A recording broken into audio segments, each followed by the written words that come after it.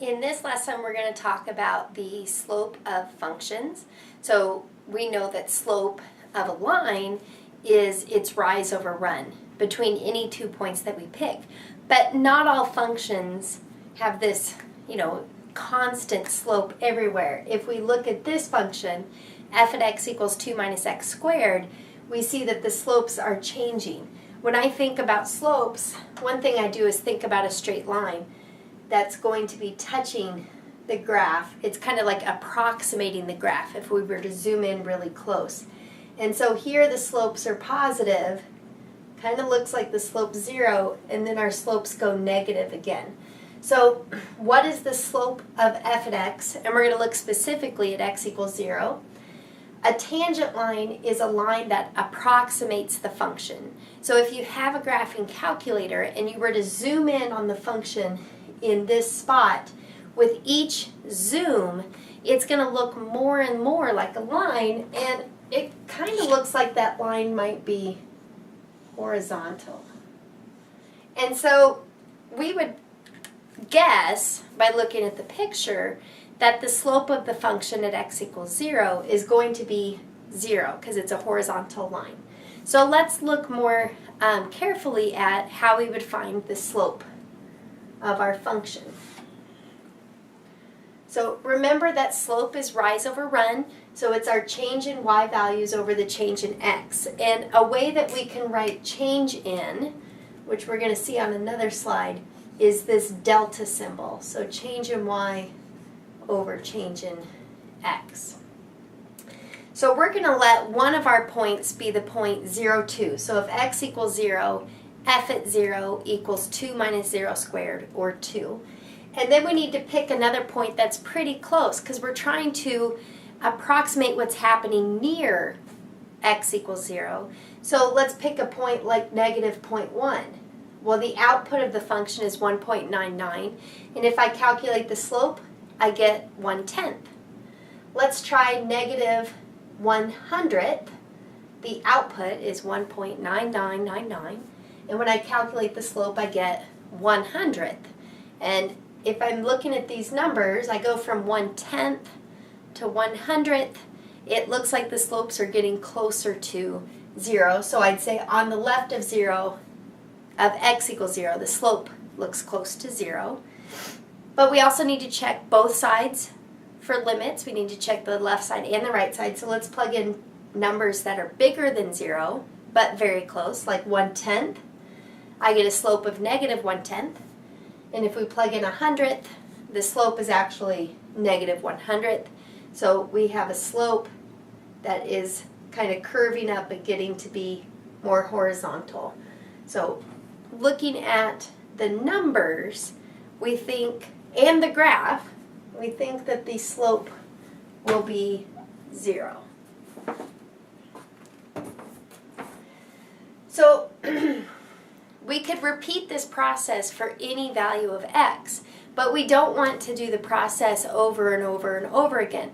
What we'd like to do is to find a general way to describe the slope of our function. So one of our points is going to be the point x, f at x, and our near point is going to be x plus delta x. So its output is f evaluated at x plus delta x. So this delta x is supposed to represent a very small variable. And what we want to do is to see what happens as delta x gets really close to 0. Okay? So some people prefer, instead of using the delta x, to use an h. And that's okay. Our text uses the delta x notation, and so it's just nice to be familiar with what our text uses, and then you might prefer to use something else, or you might find a video that uses the h in it.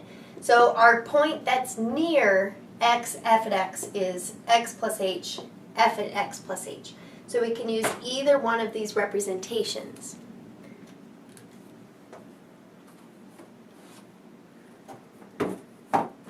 So I decided that we should do both of them. So let's start with how the text would write it. So we have f at x equals 2 minus x squared. we're going to look at the slope, and we want to know what happens as that delta x, the distance between my two x values, approaches 0. So we'd have f at x plus delta x minus f at x. That's the change in my y values, my outputs. And my inputs are x plus delta x minus x. Notice that the denominator just simplifies to delta x. And the numerator, we're actually going to substitute in the function.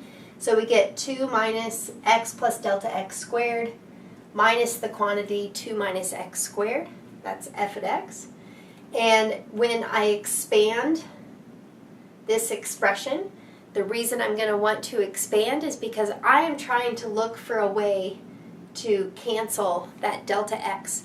Because if I just plugged in delta x equals 0, I'd have a denominator of 0, and that's not a very good thing for limits.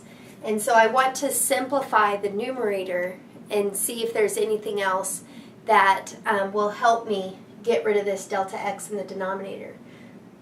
So when we expand out the numerator, we have 2 minus x squared minus 2 times x times delta x minus a delta x squared minus 2 plus x squared. We could see that this positive 2 and this negative 2 are going to cancel, and I have a negative x squared and a positive x squared cancel. So we are left with 2 times x times delta x minus a delta x squared, and then there's a delta x in the denominator. And what I was looking for happened. Both terms in the numerator have a delta x as a factor. So I factored out delta x, and we have the quantity negative 2x plus delta x times delta x divided by delta x. So these cancel, and we're just left with negative 2x plus delta x. And we, the entire time, are looking at the limit as delta x goes to 0. So this thing right here is going to go to 0, and we're just left with a negative 2x. What we were looking at for our example before was the slope at x equals 0. So that means I would just plug in x equals 0, and I'd get negative 2 times 0, which equals 0. And that's what we found by looking at the graph and with our table. So it makes us feel better. Okay, let's look at the alternate way. Instead of using a delta x to represent the distance between our 2 points, our 2 x values, we're going to let h represent that distance. So we're going to look at the limit as h goes to 0 of f at x plus h minus f at x divided by x plus h minus x. The denominator simplifies to h, and the numerator we're just going to substitute in our function. On the orange line, the numerator we've expanded, so we've got the limit as h goes to 0 of 2 minus x squared minus 2xh minus h squared minus 2 plus x squared, all divided by h. When we simplify the numerator, this positive 2 and negative 2 cancel, a negative x squared and a positive x squared cancel, and we're left with negative 2xh minus h squared divided by h. And we're looking at the limit as h goes to 0. If at this point we just plugged in h equals 0, we'd have 0 in the numerator and 0 in the denominator, which is not helpful. It doesn't give us any information. So let's factor out an h from the numerator. And so we have the limit as h goes to 0 of negative 2x minus h times h divided by h. Now these guys cancel. We have the limit as h goes to 0 of negative 2x minus h. H is going to 0. X is unaffected by the value of h. So we're just left with a negative 2x, which is exactly what we had before. So you can choose whichever one you'd like. If you're looking at the textbook, just be familiar with what their notation is. You are not required to follow that exact notation. So calculus is all about derivatives. Derivative just means slope. And we've been doing slope for a long time. So how would you write derivative? The most common way you'll see it is an f prime at x. In that exponent, there's a little kind of, instead of being more of a 1, it's kind of like a apostrophe type thing. F prime at x, or maybe you could write it d sub x at f, which means take the derivative with respect to x of f, dy dx, d dx of f at x, y prime.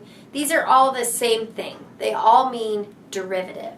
And so what I had commented on before, we had f at x equals 2 minus x squared.